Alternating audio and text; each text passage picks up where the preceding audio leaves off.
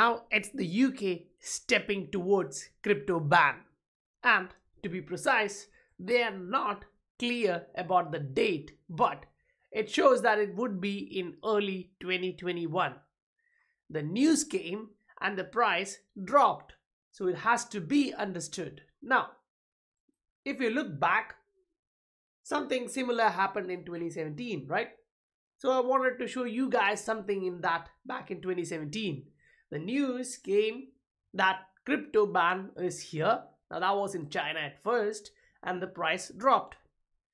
That was in September 11. Okay. Then after a couple of weeks, you get to see another news like this. South Korea stated they are going to ban crypto sales, and that was September 29. Now, if we actually check at the price, what it actually did during that time, say September 11, China banned and the price tanked like 30%. But by the time South Korea stated it's banning crypto sales, the price was actually going to the upside, right? The price was going up, up, up. And after that, 75 days later, the price just pumped. So it went sky high even after the news came out that countries are going to ban crypto sales.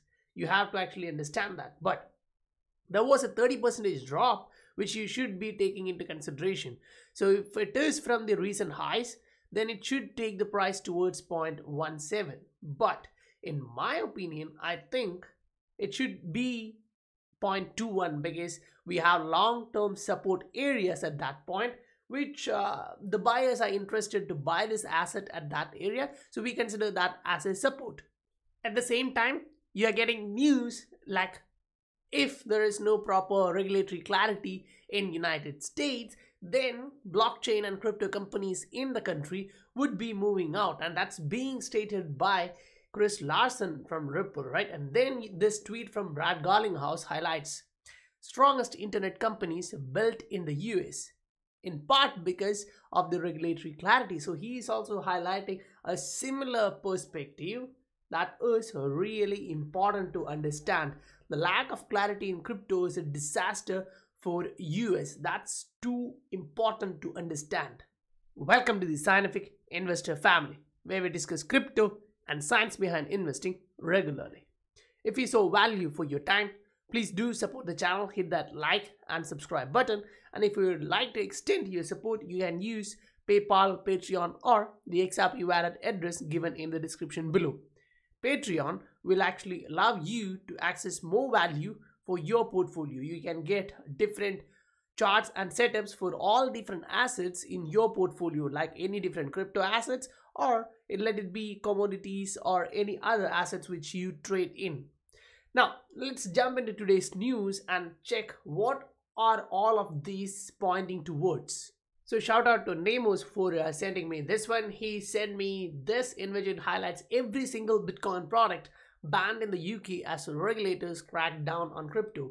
Now, at the bottom it is written they can't stop you buying Bitcoin or any other cryptocurrencies because it cannot be banned, right? These are decentralized open source protocols which any governments can't even touch, but they can ban almost anything based on its price being sold to people in the UK by firms operating there. So anything based on its price. And that's when I would like to take you guys to this news which highlights what are they actually banning. UK bans sales of Bitcoin, Ethereum, XRP derivatives to retail customers. Now, if you don't understand, derivatives are not the actual assets.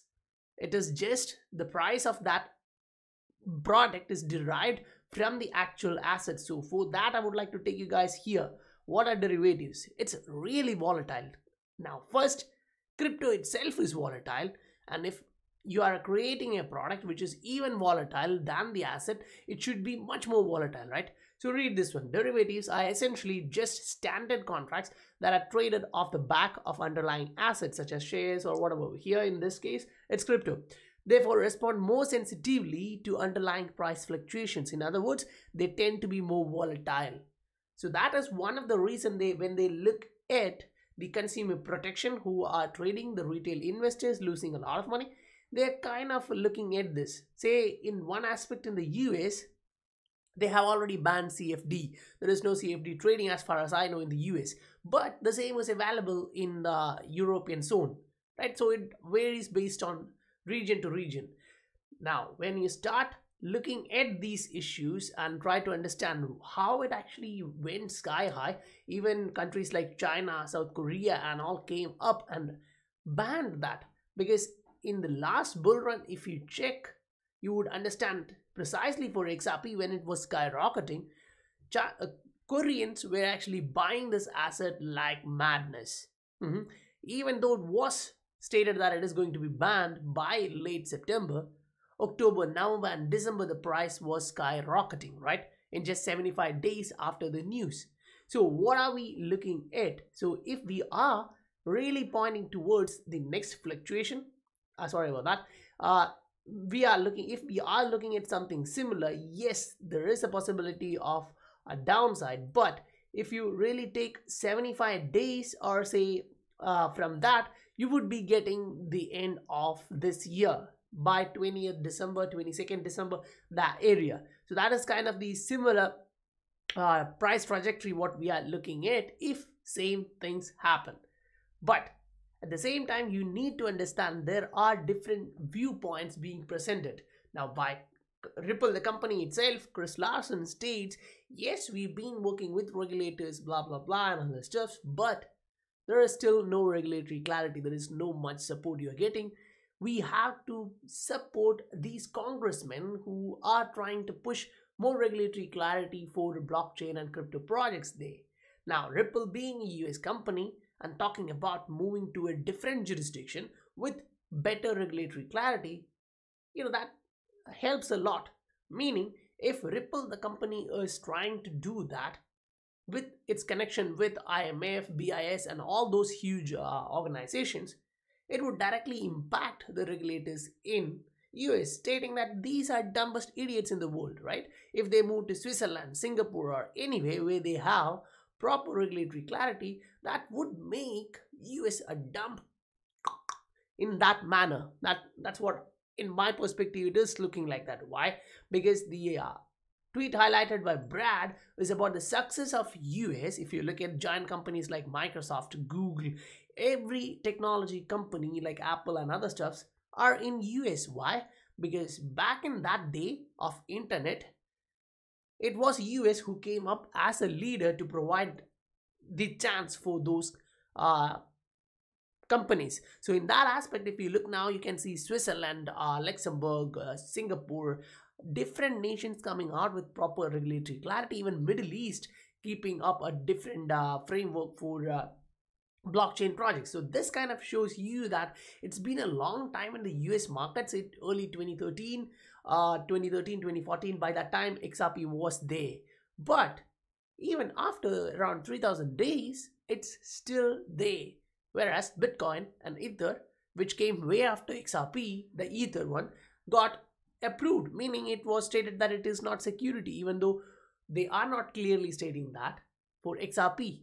Now, in the last video, we actually discussed about what we are looking at for commodities exchange, right? We played that video. And if you look at the tag here by Brad Garlinghouse, it looks like something like the Commodities Exchange Act there. So that kind of takes into an aspect, XRP is not a security. It should be classified as a commodity. Now let's actually listen to this one, which will give you a bit more value. XRP is decentralized, as you say. Does that preclude Ripple from acting as an advisor or a consultant to the central banks, given its expertise? Or if you do that, do you risk sort of being, seen as XRP's overlord? No, I don't think so at all. Again, keep in mind, most of what, if you look at the XRP ledger, XRP, the decentralized digital currency, most of what happens in that ecosystem is really correlated with Bitcoin and Ethereum. If it's like 100 billion trading per year, let's say, the vast majority is connected with what's happening in the overall market and is being driven by kind of all the things that drive Bitcoin and Ethereum. Is it store of value? Is it maybe just kind of holding it as something that will be valuable in a digitized, globalized future? Is it speculation? So now when the price is moving to the up and downside, you have to understand the entire crypto market is kind of tied up together. Whether it's a store of value or any other stuffs on which people are speculating, it's completely based on that which the price is actually moving. So until you have proper regulatory clarity, giant investors will not be actually tending to do with the use cases, right? The investors will not be jumping into the ship with consideration to the use cases or utility of that particular assets. Now in this particular area, and that particular friend, I would like to highlight this video. Now it's the same video, a different part of that. I would not play entire clip. Instead, I'll just play the area which we need to focus on. So we'll definitely work on that. But in the absence of a change, I think every U.S. company in this space has to look at relocating, frankly. Yeah, I want to go back, explore Ripple's. So in the absence of clear regulations, every US companies are in the risk and they need to relocate into different jurisdiction where they have a bit more clarity for blockchain based businesses. Now back in the day, South Korea came out and stated they're gonna ban crypto sales, but now in 2020 it changed. Instead, they are opening different areas, different province for blockchain projects with proper regulatory clarity. Now that is a different story, right? 3 years back, it was like, no, we are going to ban this. And now they're coming and inviting crypto and blockchain companies, come here into our country, invest here, do the business here, work here. And now based on the economic crisis hitting every country in their butt, it becomes more suitable for companies nations to provide clarity for companies so that they would come in with new money.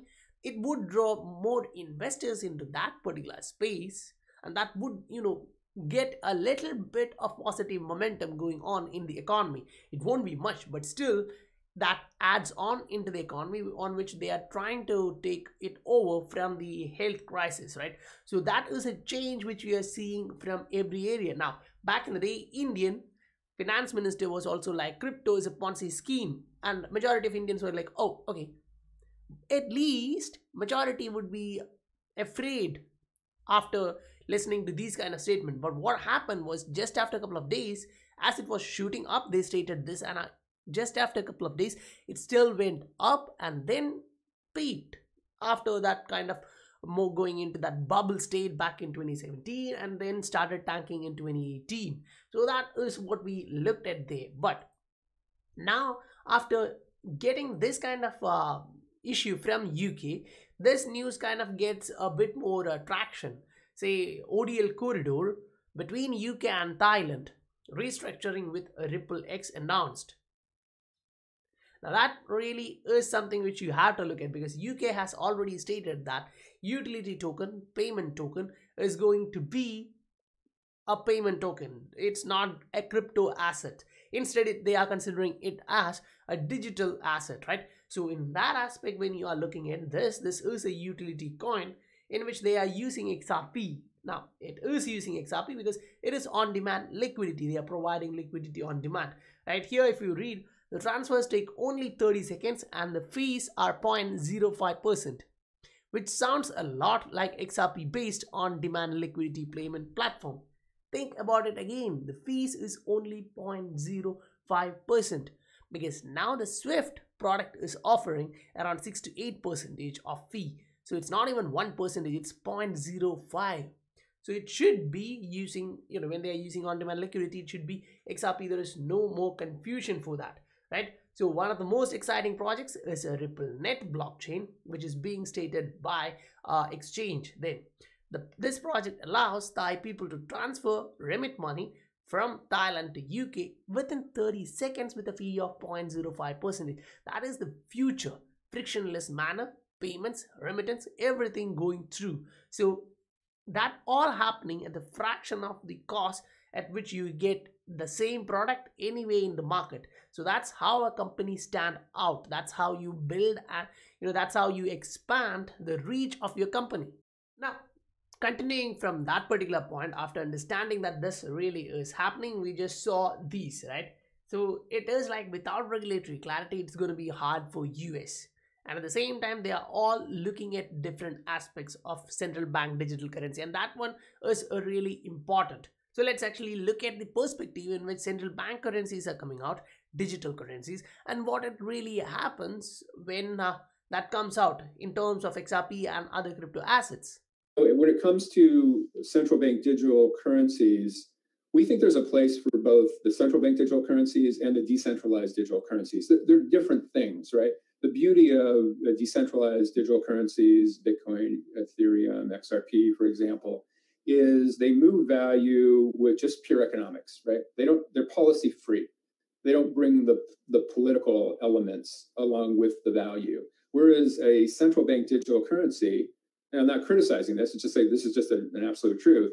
It moves value and policy and politics along the way. So it becomes very difficult to kind of integrate two CBDCs together with not just the economics, which is simple and policy free, but it's the political elements that become. So these kind of aspect, when considering with this, it's clear that even after we have central bank digital currencies, they won't be able to go through process like this. Even if they want to remit from one fiat to another, they would still need something else which is a neutral asset to go through. And that is where this particular sentence or statement made by Chris Larsen is really important.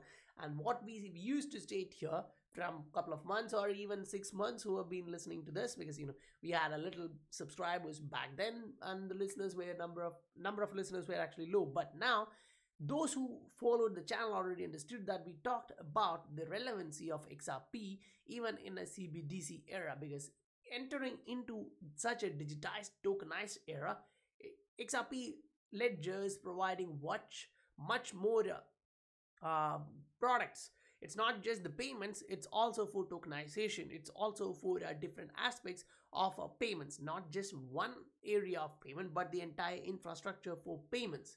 Now, looking at the next one, it shows the first one, support, right? Why every US congressman just got sent home American Bitcoin. Now, looking at that, not every guys would be happy about that. I won't say it's completely a positive thing for BTC. It looks positive for the entire crypto market. However, I would like to state that if you remember previous talks back in 2017, there was a lot of investors who were going okay, I'll just buy $1,000 of altcoins. And afterwards in CNBC, they were talking like, I saw one of a video in CNBC back then, say in 2019, early 2019 when the price was tanking. And they were stating like, I bought some ETH, XRP and all, but it's all going down. I don't care. Yeah, it's just $1,000, but the price is going down. So in the same aspect, there may be some who cares about that, but there are others who don't even think about that, right? So this regulator wants to help banks embrace cryptocurrency. Now, which is that regulator who actually want to do that? We already know it from OCC, right? The Brooks, Brian Brooks actually is kind of pushing towards that. The Office of Control of Currency hopes more guidance from regulator would help ease banks concerned about new financial technology, which is the blockchain technology providing the crypto assets. So when you actually go through the article, what you understand is they feel like the whole crypto is a bit too risky for them, whereas the actual thing is the fiat to fiat is more risky than the products which they are offering and the frauds which they are actually committing, and they are paying a hell lot in fine, like what we saw from JPM, right? So, and many of them are reluctant to dip their toes in the water. First thing, you don't have proper regulatory clarity. It's slowly coming in, but looking at the total duration, waiting for 7 years in perspective of Ripple, it's so slow, right? So if they are not accelerating from this point onwards, they may actually lose a hell lot of crypto and blockchain projects from US, and they may lose it to other zones, say maybe European zone or even Singapore and other Asian countries. So that has to be considered. So whenever you are looking at news like this, you should understand that it really is positive in one side, happening all the new partnerships, expansion and all, but just in the government side, when you're seeing they're going to ban crypto products, blockchains and all, you need to look at history, what really happened back then. Yes, there was an immediate price drop, but it didn't actually change the entire market cycle. It did go a lot from that point. So guys, if you saw value for your time, please do support the channel, hit that like and subscribe button if you haven't done that already. And if you would like to extend your support, open your hands, then you can look at the description below. In that one you have PayPal, Patreon or XRP wallet address which you can use to contribute to support the channel. I'll meet you guys on the next video. Bye for now.